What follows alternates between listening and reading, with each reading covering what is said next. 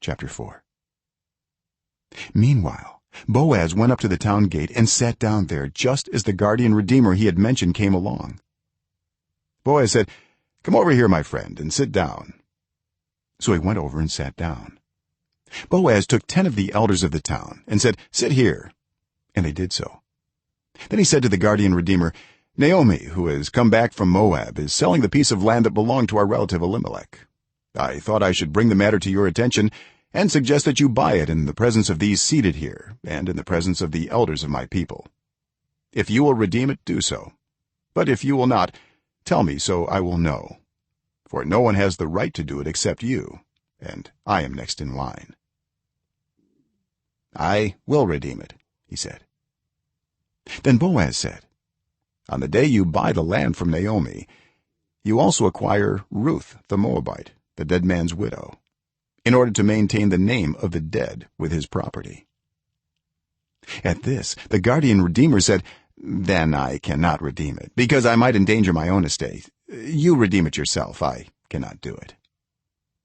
Now in earlier times in Israel, for the redemption and transfer of property to become final, one party took off his sandal and gave it to the other. This was the method of legalizing transactions in Israel. So the guardian redeemer said to Boaz, "Buy it yourself." And he removed his sandal.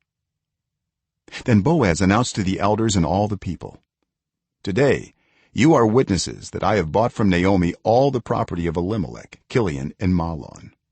I have also acquired Ruth the Moabite, Mahlon's widow, as my wife, in order to maintain the name of the dead with his property, so that his name will not disappear from among his family or from his hometown. Today you are witnesses." Then the elders and all the people at the gate said, "We are witnesses. May the Lord make the woman who is coming into your home like Rachel and Leah, who together built up the family of Israel. May you have standing in Ephrathah and be famous in Bethlehem. Through the offspring the Lord gives you by this young woman, may your family be like that of Perez, whom Tamar bore to Judah." So Boaz took Ruth, and she became his wife.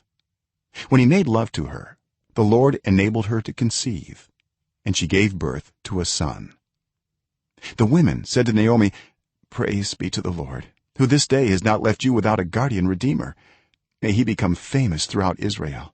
He will renew your life and sustain you in your old age, for your daughter-in-law, who loves you and who is better to you than 7 sons, has given him birth."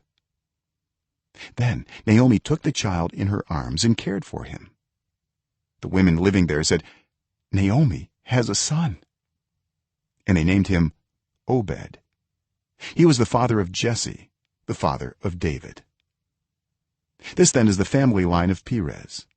Perez was the father of Hezron, Hezron the father of Ram, Ram the father of Amminadab, Amminadab the father of Nahshon, Nahshon the father of Salmon, Salmon the father of Boaz, Boaz the father of Obed, Obed the father of Jesse, and Jesse the father of David.